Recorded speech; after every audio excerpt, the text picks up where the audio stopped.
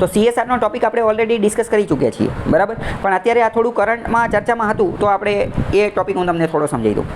CSR એટલે કે corporate social responsibility.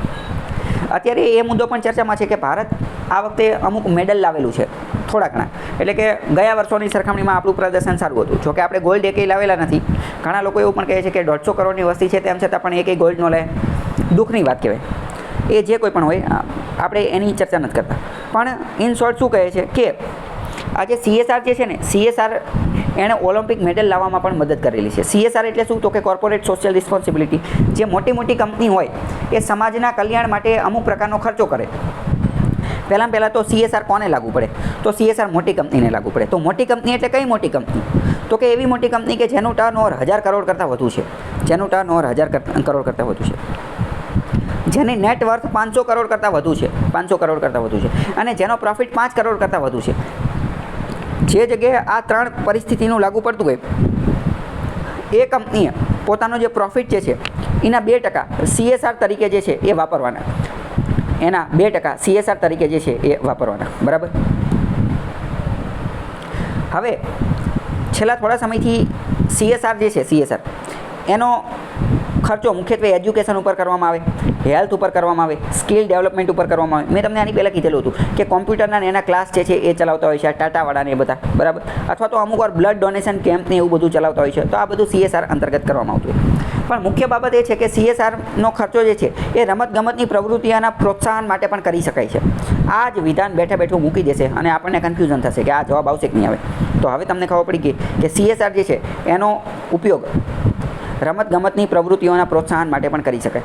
મહારાષ્ટ્રની અંદર આવી ઘણી બધી પ્રવૃત્તિઓ ચાલે છે અને તમને ખ્યાલ હશે એટલે તો મહારાષ્ટ્ર સ્પોર્ટ એક્ટિવિટીની અંદર આગળ છે. છેલ્લા થોડા સમયથી ભારતની અંદર પણ સ્પોર્ટ એક્ટિવિટીને વેગ મળી રહ્યો છે, બરાબર. એની માટે સ્પોર્ટ કોમ્પ્લેક્સ, સ્પોર્ટ પોલિસીસ, આ બધી વસ્તુ શરૂ કરવામાં આવી રહી છે. આપણે અમિત શાહે તો એવું કીધું છે કે ગુજરાતના દરેક જિલ્લાની અંદર એક સ્પોર્ટ કોમ્પ્લેક્સ અથવા એક સ્પોર્ટનું મેદાન, સારી વસ્તુ જે છે કોમ્પ્લેક્સ, એવું બનાવવા માટેનો ટાર્ગેટ જે છે એ રાખેલો છે. દરેક જિલ્લામાં કે એક હોવું જોઈએ. એક આપણે બનાવશું. ક્યારે બને એ નક્કી નહીં, પણ એવો ટાર્ગેટ રાખેલો છે. ઇન શોર્ટ મતલબ ગુજરાત જે છે એ સ્પોર્ટ એક્ટિવિટીની અંદર સારું કામ કરી રહ્યું છે. એવી પણ વાત થઈ રહી છે કે 2036માં આપણે ઓલિમ્પિક જે છે એ ગુજરાતની અંદર, અમદાવાદની અંદર યોજશું. તો સ્પોર્ટ એક્ટિવિટીમાં આપણે આગળ આવી રહ્યા છીએ. ઇન શોર્ટ તમને ખ્યાલ આવ્યો કે ઓલિમ્પિકના પ્રશ્ન પૂછી છે કે ભારતની અંદર આ વખતે આ ઓલિમ્પિકના મેડલ લાવવામાં CSRનો થોડો ઘણો હાથ હતો, થોડો ઘણો એનું કોન્ટ્રીબ્યુશન, યોગદાન હતું. તો એ વિધાન જે છે એ સાચું પડશે. ખ્યાલ આવ્યો કે નહીં? આ વખતે 2024ની અંદર CSR બાબતે પ્રશ્ન પૂછેલો હતો કે CSR રૂલ્સ બાબતે 2 વિધાન આપેલા છે. તો પહેલું એવું કહે છે કે CSR રૂલ્સ એવું કહે છે કે કંપની એવો કોઈ પણ ખર્ચો કરશે કે જેના કારણે ડાયરેક્ટલી એના એમ્પ્લોઈઝ, એના કર્મચારીઓને ફાયદો થાય છે, તો એ CSR એક્ટિવિટી ગણવામાં આવશે નહીં. શું કહે છે? CSR રૂલ્સ એવું કહે છે કે કોઈ પણ કંપની એવો ખર્ચો કરે કે જેના કારણે ડાયરેક્ટલી એના એમ્પ્લોઈઝ, એના કર્મચારીઓને ફાયદો થાય છે, તો એને CSR એક્ટિવિટી ગણવામાં આવશે નહીં. આ વિધાન સાચું હશે ખોટું હશે? વિચારીને કહો તો. બિલકુલ કોમન સેન્સની વાત છે, બરાબર. સાચું જશે ને, બરાબર. કોઈ એવું ગાંડું થયેલું થઈ ગયું છે કે રૂલ્સ એવો બનાવી નાખે કે તમારા કર્મચારીઓને જે બેનિફિટ થાય, ડાયરેક્ટલી તમારા કર્મચારીઓને જે બેનિફિટ થાય એને પણ CSR એક્ટિવિટી ગણવામાં આવશે? એવું તો ન જોઈએ ને. ડાયરેક્ટલી એના કર્મચારીઓને જે બેનિફિટ થાય એને CSR ગણવામાં આવે નહીં. કારણ કે નહીંતર એને ગણવામાં આવતું હોય તો બધા કંપનીવાળા એ જ કરે ને. સમાજ ઉપર શું લેવા ખર્ચો કરે? તો પહેલું સાચું છે.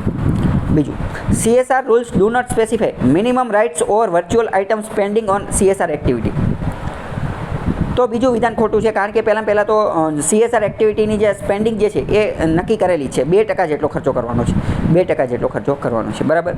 એટલે કે આ સ્પેન્ડિંગ માટેની લિમિટ આપી દીધેલી છે. બીજું ખોટું છે. અને બીજું, રાઇટ્સ ઓવર વર્ચ્યુઅલ આઇટમ જે છે, રાઇટ્સ ઓવર વર્ચ્યુઅલ આઇટમ એને આમાં ધ્યાને લેવામાં આવતી નથી. રાઇટ્સ ઓવર વર્ચ્યુઅલ આઇટમ જે છે એને અને CSR રૂલ્સને કંઈ લેવા દેવા છે નહીં. તો આ પ્રકારના પ્રશ્ન જે છે એ પૂછાઈ શકે છે.